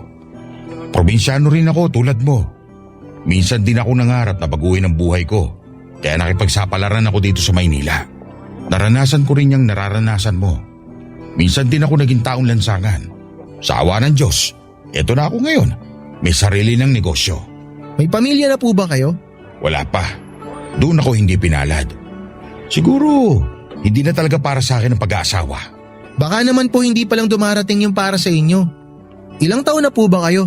Matanda na ako. Mahigit 60 na. Bata pa yan. Pinola mo pa ako. Pumasok ka na muna.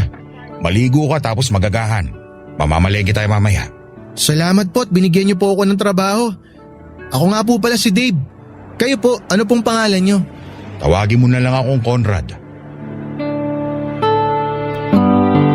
Papadudot agad ako nagsimula sa trabaho ng araw ding yon. Matapos nga ang ilang linggong palaboy-laboy sa kalsada ay first time ko ulit na makaligo. Magsuot ng malinis na damit at mapakain ang kumakalam kong sikmura. Naging stay ako sa tapsihan ni Mang Conrad kung saan ako ang naging all-around boy. Ako ang nagsiserve ng pagkain sa mga customers, nagliligpit at naguhugas ng mga pinagkainan at naglilinis sa buong kainan.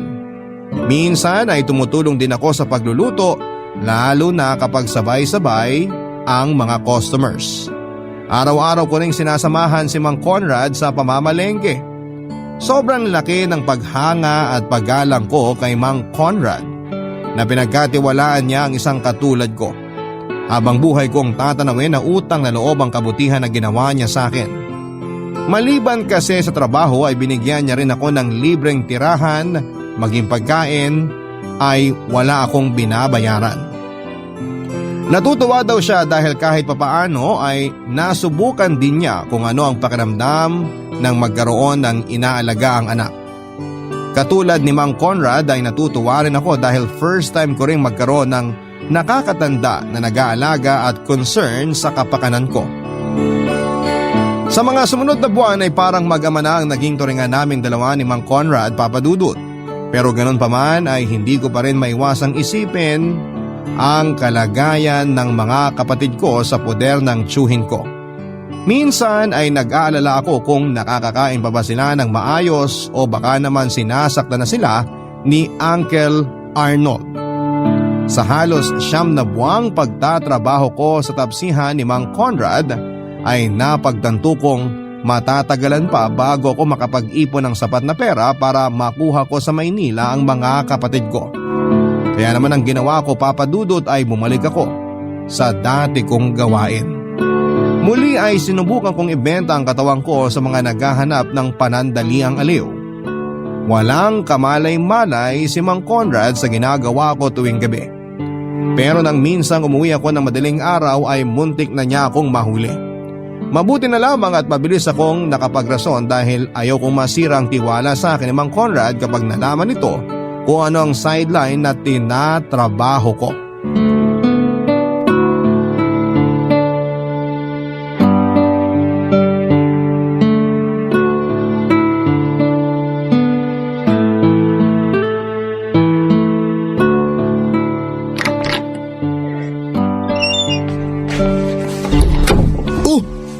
Mang Conrad, gising na po pala kayo. Ang aga nyo naman pong nagising. Gumising ako ng 3:00 para sana maaga mamalengke. Di ba nga may bulk order tayo para sa breakfast mamaya? Gigisingin sana kita kaso wala ka pala. Saan ka ba galing? Pasensya na po. May pinuntahan lang po akong kaibigan sa labas. Hindi ko po namalayan yung oras. Pasensya na po. Hindi naman sa pinagbabawalan kita makipagkaibigan, ha? Bata ka pa kaya naiintindihan ko na minsan, kailangan mo rin mag-enjoy. Pero sana wag mong kalilimutan ang dahilan ng pagpunta mo rito. Di ba sabi mo sa akin, gusto mo mag-ipon para sa mga kapatid mo? Gusto mo silang iahon sa kahirapan? Hindi ko naman po nakakalimutan yun. Wag po kayong mag-alala, Mang Conrad. Hindi naman po ako gumagastos tuwing lumalabas ako. Mabuti naman kung ganon. Alam mo, natutuwa ako na mabilis kang nasanay sa buhay dito sa Maynila. Mas nagustuhan ko nga po dito kasi hindi po tulad sa probinsya na paulit-ulit na mukha ang laging nakikita. Dito po, sa sobrang dami ng tao, madami kang pwedeng maging kaibigan. Pero mag-iingat ka sa mga taong kinakaibigan mo. Marami rito ang tuso. Ang buhay dito sa Maynila, survival of the fittest, ika nga nila. Maraming mapanlamang, maraming hindi mapagkakatiwalaan. Kaya pag pinakita mong mahina ka at madaling maloko, maloloko ka talaga. Mang Conrad, alam ko po na bata pa ako pero ang hindi niyo po alam, subok na po ako ng panahon. Alam ko na po kung paano humarap sa mga tao. Madiskarte po yata to. Marunong na rin po akong kilatisin yung mga taong pwedeng pagkatiwalaan at yung mga taong hindi. Yun nga ang nakakalungkot Bata ka pa. Dapat sinusulit mo pa ang kabataan mo ngayon. Pero heto ka't maagang hinubog ng kahirapan. Ganyan na ganyan ako noong nasa edad kita. Hanggang ngayon wala pa rin nagbago. Hindi po ba dapat mas maganda na yon na maagang natututo ang tao para mas maagang mamulat at maging handa? Huwag nyo na lang pong isipin na nakakalungkot yung bagay na yon kasi malaking tulong din po yun sa mga taong tulad ko. Kung sa bagay, may punto ka rin naman. O sige na, matulog ka na at magiging busy tayo ngayong araw. Akala ko po ba marami tayong order ngayon? Oo, kaya nga magsisimula na ako mag-prepare. Dito tulong na po ako. Wala ka pang tulog. Paano ka makakapagtrabaho ng maayos niyan? Mang Conrad, sanay na po ako sa puyatan. Sabi ko naman sa inyo ganito lang po tingnan yung katawan ko pero marami po akong ibubuga. Nako, Huwag mong sanayin ang sarili mo sa pagpupuyat. Alagaan mo ang katawan mo. Itong batang to, umidlip ka muna kahit 1 oras lang. O sige po, pero kapag kinailangan niyo po yung tulong ko, gisingin niyo po agad ako ha. Sige. Teka, ano itong nasa leeg mo? Ang alin po? Itong nasa baba ng tenga mo. Bukol ba to? Ah, yan ba? Hindi ko rin po alam eh. Bigla na lang pong tumubo yan. Meron din po dito sa kabila oh, mas maliit. Ba't parang tuwan-tuwa ka pa? Ito na nga ba sinasabi ko eh. Pinababayaan mo kasi kalusugan mo. Mawawala rin po yan. Tsaka hindi rin naman po masakit. Kapag tinubuan ka ng bukol sa katawan, masakit man o hindi, ibig sabihin nun, may problema pa rin sa katawan mo. Mang Conrad naman tinatakot niyo ako eh. Hindi ako nagbibiro. May kaibigan akong namatay dahil sa breast cancer. Nagsimula lang sa maliit na bukol sa dibdib hanggang sa nalaman nilang cancer na pala yun. Hindi naman po siguro cancer to. Malalaman mo yan kapag nagpa-check up ka. Wag na po, sayang lang pera. Mas mapapagastos ka kapag hindi mo pinatingin yan sa doktor. Okay po, sige po, ipapatingin ko na sa susunod. Pero ngayon, idlip na po muna ako ah. O sige na, matulog ka na. Ang plano sanang pagpapacheck up ay naurong dahil sa pagiging busy namin sa tapsihan. Sa mga sumunod pang buwan ay nagpatuloy ako sa pagtatrabaho sa kainan ni Mang Conrad at tuwing gabi ay palihim po akong tumatakas para mas mabilis akong makapag-ipon. Hindi ko alam kung napapansin ba ni Mang Conrad ang gabi-gabi kong pag-alis. Pero kung alaman niya ay hindi na niya ito binanggit pa sa akin. Mahigit 1 taon ako nagtrabaho sa tapsihan, Papa Dudut. Mabilis din po ako nakapag-ipon ng pera pero kapalit nito ay ang unti-unting pananamlay ng katawang ko. Kapansin-pansin na hindi na tulad ng dati ang pangangatawang ko. Mas lalo akong nangayayat. Hindi na ako kasing lakas kumain tulad ng dati. Madali din po akong dapuan ng sakit. Palaging sumasakit ang ulo at kasu-kasuan ko. Ang malala pa nito ay mas dumadami pa ang bukol sa katawang ko. Nung unay na itatago ko pa kay Mang Conrad ang nararamdaman ko. Pero hindi naglaon ay napansin na rin niya ang estado ng kalusugan ko, Papa Dudut. Muli ay hinikayat niya akong magpa-check up sa doktor dahil takot na rin ako. Para sa kalusugan ko ay nagpunta ako sa isang health clinic. At doon ay nagpatingin. Natakot ako na baka matulad ako sa nanay ko na namatay dahil sa TB. Papa Dudut, halos nanlumo ako noon nang malaman ko kung ano ang naging resulta ng check-up ko. Barangay Love Stories. Barangay Love Stories. Para po akong tinaningan ng buhay nang malaman ko kung ano ang sakit ko, Papa Dudut. Nang tanungin ni Mang Conrad kung ano ang sinabi ng doktor ay nagsinungaling ako. Sinabi ko na lamang sa kanya na nasobrahan ako sa trabaho at bilin ng doktor ay kailangan kong magpahinga. Hindi naman nag-alinlangan si Mang Conrad at binigyan niya kaagad ako ng ilang araw na pahinga. Sa mga araw na yon ay halos wala ako sa sarili ko. Ang hirap tanggapin na sa edad kong yon ay may malubha na akong sakit. Sa tanang buhay ko, Papa Dudut, ay first time kong maiyak. Nawalan ako ng magulang, binubugbog ako ng tiyuhin ko, naging palaboy ako sa daan pero sa kabila ng lahat ng ito ay walang luha na dumaloy sa mga mata ko. Hindi ko akalaing isang sakit lang pala ang magpapaiyak sa akin. Hindi ako naiyak dahil may malala akong sakit. Naiyak ako dahil naawa ko sa sarili ko. Kung kailan may maayos na akong trabaho, may sapat ng ipon at malapit na ako sa pangarap kong maiahon ng mga kapatid ko kahit konti mula sa kahirapan, ay saka naman ako binigyan ng panibagong problema. Siguro nga ay wala talaga akong karapatang maging masaya. Kung sabagay, kasalanan ko naman ang lahat. Pinatunayan lamang nito na sa huli ang pagsisisi. Matapos ang ilang araw ng pamamahinga ay nag-decide akong magpaalam na lamang kay Mang Conrad. Nagrason ako na pagod na ako sa trabaho at hindi na kaya ng katawan ko ang araw-araw na ginagawa namin sa tapsihan. Naintindihan naman ako ni Mang Conrad. Bilang pasasalamat ay siya na ang nagbayad ng pamasahe ko pauwi sa Benguet. Nang mga panahong yon ay gusto ko na lamang makasama ang mga kapatid ko at masakit mang iwan ay nasimulang kong pagbabago ay kailangan kong bumalik sa impyernong dati ko nang tinakasan.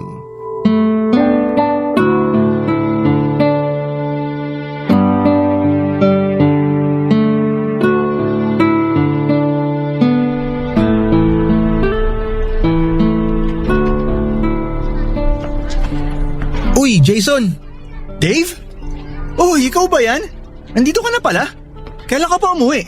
Nung makalawa pa ako dumating. Akala ko nakalimutan mo na kami. Mabuti naman naisipan mo magbakasyon. Hindi ako magbabakasyon. Dito na ulit ako titira. Talaga? Bakit naman? Ayaw mo na dun sa Manila? Na-homesick ka, no? Hindi. Namiss ko lang dito. Ano namang mamimiss mo rito?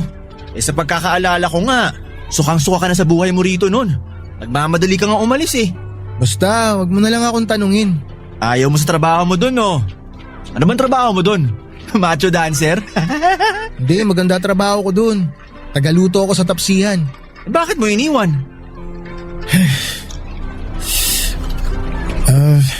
Atin-atin na lang to ha. Sa'yo ko lang sasabihin to kaya sana sikreto mo na lang muna. Sana wala nang iba na makaalam ha. Ano ba kasi yan?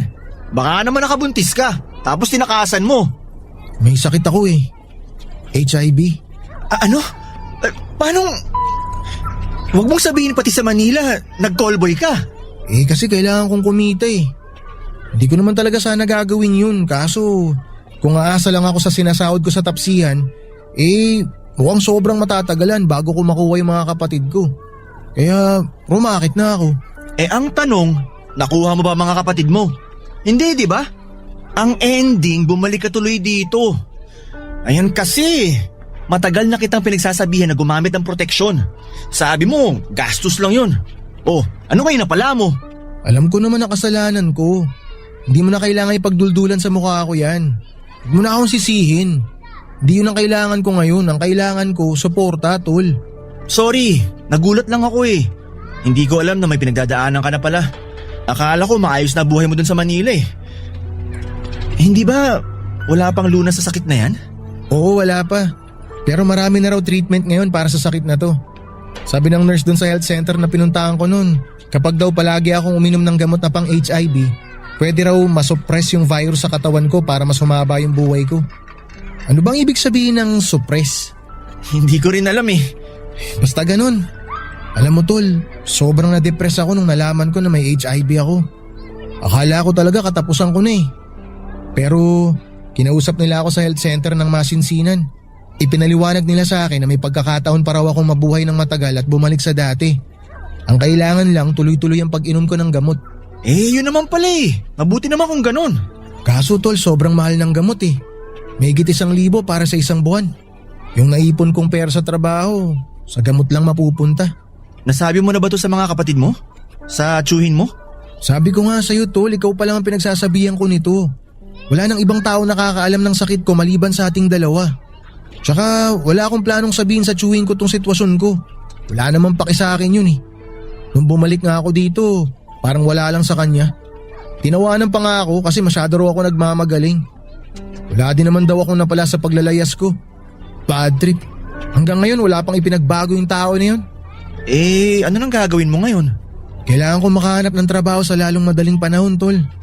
Kung hindi ako magtatrabaho, wala akong ipambibili ng gamot. Gusto mong bumalik uli sa dating gawi? Malaking tulong yun.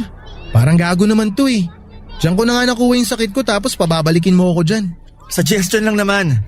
Pero hayaan mo, tutulungan kita maghanap ng trabaho. Salamat tol ah.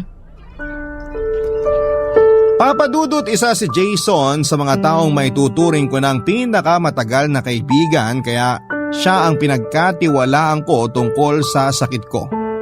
Pero sobrang laki ng pagsisisi ko na sinabi ko pa sa kanya ang katotohanan. Matapos kasi ng pag-uusap namin ay mabilis na kumalat sa lugar namin ang balitang meron po akong HIV. At dahil dito ay pinandirihan ako at iniwasan ng mga tao na para bang ang karamdaman ko ay parang sipon na madali lang makahawa. Ang pinakamasakla pa rito, maging ang mga kadugo ko ay nagsimulang lumayo sa akin. Ang mga kapatid ko ay natakot ng malamang may nakakahawa kong sakit. Ang tiyuhin ko naman ay mas ipinamukha lang sa akin na wala talagang saysay ang buhay ko dito sa mundo. Hanggang sa ngayon ay naaalala ko pa ang komento niyang sa murang edad ay kinukuha na ako ng Diyos dahil wala daw akong silbi sa lipunan. Hindi pala maganda ang pakiramdam, Papa Dudut, kapag tinalikuran ka na ng buong mundo. Sobrang sakit na naiwan akong mag-isang lumalaban sa sakit ko. Ilang buwan din akong pinanghinaan ng loob at nawala ng ganang magpatuloy at tila ba hinihintay ko na lamang ang katapusan ko. Wala naman akong magagawa dahil sa ginawa ni Jason ay wala nino man ang may gustong tumanggap sa akin sa trabaho. Hanggang sa muli kong naalala si Mang Conrad at kung paano niya paulit-ulit na sinasabi na nakikita niya ang sarili niya sa akin. Naisip ko na paano kung gawin ko rin siyang inspirasyon na kaya niyang magpursige at ibangon ang sarili. Sa tingin ko ay kaya ko ring sundin ang landas na pinagdaanan niya. Sinubukan kong tulungan ang sarili ko. Nagpatuloy ako sa araw-araw na gamutan. Sinikap kong maghanap ng trabaho. Inalis ko sa sistema ko ang mga bagay na maaaring ikasira ng kalusugan ko tulad ng pag-inom at paninigarilyo. Nagsimula akong kumain ng masustansya at mag-exercise. Hindi ko inintindi ang mga tao sa paligid ko. At dahil dito ay muli ako nakaramdam ng pag-asa, lalo na ng isang araw ay muling magpakita sa akin ang panganay naming kapatid na si Ate Lala. Palihim niya akong pinuntahan sa Benguet at kinumusta matapos mabalita ng sakit ko. Doon ay binahagi niya sa akin ang plano niya na gusto niya kaming kunin sa Baguio kung saan siya kasalukuyang naninirahan.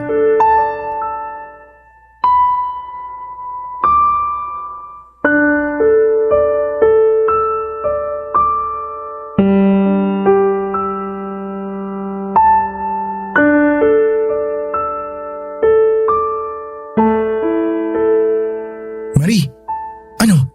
Tulog na ba siya? Oo, bagsak na si Uncle. Hindi na magigising yon kasi lasing na namang umuwi eh. Nakahanda na ba yung mga gamit nyo? Oo kuya, saan ba kasi tayo pupunta? Aalis na ba tayo rito? Lilipat tayo sa Baguio. Baguio? Saan naman tayo titira dun? Kay Ate Lala. Si ate? Alam mo na kung nasan si ate? Nakausap ko siya nung Huwebes. Nabalitaan niya yung tungkol sa sakit ko. Nabasa raw niya sa Facebook. Bakit hindi man lang siya nagpakita sa amin? Huwag ka na magalit. Hindi siya nagtagal dito. Ayaw raw niyang makita si Uncle Arnold kaya saglit lang siya. Sinabihan niya lang ako na mag-impake tayo tapos susunduin niya tayo ngayong gabi. May bahay ba siya doon? May paupahan daw yung kalibin partner niya Pwede raw tayong umupa doon sa kanila. Siya ang magbabayad tapos susubukan niya raw akong ipasok doon sa pinagtatrabahuhan niyang bar. Nakakatuwa naman. Mabuti na lang hindi pa tayo tuluyang kinalimutan ni ate. Kung nakita mo lang sana kung ano nang itsura ni ate ngayon. Hindi na siya tulad nung dati. Mukha na siyang mayaman. Talaga ba? Oo. Pero nagalit ako sa kanya nung nakita ko siya. Kasi nagtampo ko sa kanya na iniwan niya tayo Yun pala, ginawa niya lang yung ginawa ko nun. Umalis siya para kumayod at mag-ipon para sa atin. Paano si Uncle? Bakit mo pa siya poproblemahin wala naman siyang naitulong sa atin. Diba, sukang-suka nga siya sa atin simula pa nun. Kahit na, kamag-anak pa rin natin siya. Maniwala ka sa akin, Marie. Mas matutuwa pa yon pagkagising niya bukas at makita niyang wala na tayo dito sa bahay niya. Pero naaawa pa rin ako sa kanya. May iwan siya mag-isa Gusto mo ba siyang samahan? Ikaw ang bahala. Sige, magpaiwan ka na lang dito. Hindi naman sa ganun, kuya. Alam mo, nung wala ka, kahit lagi siyang galit, hindi niya kami pinababayaan. Masama man siya sa paningin natin, marami man siyang pagkukulang, pero nandyan siya kung kailan kailangan natin siya. Wala namang tao na ubod ng sama Minsan, yung galit lang kasi natin sa kanyang nananaig. Hindi na natin nakikita yung mga mabubuting bagay na nagagawa niya. Alam mo ba kung bakit ganun na lang kagalit si Uncle Arnold sa atin? Kasi bigla siyang nabigyan ng responsibilidad ng hindi niya inaasahan. Isipin mo binata ka tapos bigla-bigla may 6 na bata ka nang kailangan buhayin. Ang hirap nun. Kaya maniwala ka sa akin. Makakahinga na ngayon si Uncle kapag nalaman niyang wala na tayo sa poder niya. Ngayon, may pagkakataon na siya para mag-focus sa sarili niya. Pwede na rin siya maghanap ng babaeng mamahalin. Kung gusto niya, makakabuo na rin siya ng sarili niyang pamilya nang hindi niya tayo pinoproblema. Hindi man lang ba tayo magpapaalam sa kanya? Huwag na siguro. Mas maganda na yon. Huwag na natin siyang abalain sa pagtulog niya. Gusto ko lang sana magpasalamat sa kanya kahit papano. Hindi naman to yung huling pagkikita natin ni Uncle eh. Marami pang araw na makikita natin siya. Pero sana nga lang balang araw, kung kailan masaya na siya sa buhay niya, masaya na rin tayo sa buhay natin. Sana pag nakita natin ulit si Uncle, maganda rin yung sitwasyon natin. Pwede bang mag-iwan ako kahit sulat lang? Para alam niya na nasa mabuti tayong kalagayan. Ikaw bahala. Basta dalian mo ha. Baka maiwan tayo ng bus papuntang Baguio eh. Baka naghihintay na rin si ate sa atin sa terminal. Sige, mabilis lang to. Huwag mo na habaan ha. Pwede na yung maiksi basta makapagpaalam ka. Papadudot ng gabing yon ay nagsimulang magbago ang buhay namin. Pagkarating namin sa Baguio ay sinalubong kami ng boyfriend ni Ate Lala. Laking gulat naming magkakapatid nang makita namin na may bitbit siyang bata. Ito pala ang isa sa mga dahilan kung bakit umalis si ate. Buntis siya noon at natakot sa maaring gawin sa kanya ni Uncle Arnold kaya nakipagtanan siya sa boyfriend niya. 2 palapag ang paupahan ng pamilya ng boyfriend ni Ate Lala. Matagal na talaga niyang gustong kunin kami mula sa Benguet at hintay lamang niya na may isang kwartong mabakante para doon kami tumira. Pagkatapos ng paglipat namin ay ipinasok ako ni ate sa bar na pinagtatrabahuhan niya bilang waiter. Sa unang pagkakataon ay naramdaman kong meron akong pamilyang masasandalan. Suportado ako ng mga kapatid ko sa pagpapagaling ko. Tinulungan ako ni ate para makabili ng gamot na dapat ay araw-araw kong iniinom. At sa awa ng Diyos ay unti-unti ko na ring naibalik ang katawan ko sa dati nitong sigla. Ngayon ay proud akong ibalita sa inyo na sa edad na 22 ay undetectable na po ang HIV sa dugo ko. Ibig sabihin po nito ay hindi na ako makakahawa ng virus basta patuloy lamang ang pag-inom ko ng gamot. Papadudot sa dami ng masalimuot na nangyari sa buhay ko, mas napalapit ako sa Diyos. Lalo na't binigyan niya ako ng pagkakataong pahabain ang buhay ko. Marami po akong pinagsisihan sa mga nagawa ko sa nakaraan pero ang tanging magagawa ko na lamang ngayon ay gamitin po itong aral para sa mga desisyong gagawin ko sa hinaharap. Ang sabi nga nila bilog ang mundo kung noon ay nasa ilalim kami. Ngayon at dilim ay palaging merong liwanag na darating. Dagdagan mo lang ito ng determinasyon at pananampalataya at tiyak na mararating din natin ang tagumpay na inaasam po natin. Mga kabarangay, naway marami tayong napulot na aral sa kwento ng buhay ng kabarangay natin na si Dave at sa kabila ng patong-patong na problema ay hindi po siya nagpatinag at paulit-ulit siyang tumayo at lumaban sa hamon ng buhay hanggang sa ang kahirapan na dati niyang tinatakasan ngayon ay nasa nakaraan na lamang. Marami pong salamat mga ka-forever sa pagsama sa ating programa. Hanggang sa muli, ako po ang inyong Mr. Barangay Love Stories, ang inyong si Papa Dudut sa mga kwento ng pag-ibig, buhay at pag-asa. Ito naman yan sa inyong official overall #1 FM station in Mega Manila, ang Barangay LS 97.1 Forever. Nagustuhan ng iyong napakinggan? Ituloy yan via live stream sa www.gmanetwork.com/radio. Barangay LS 97.1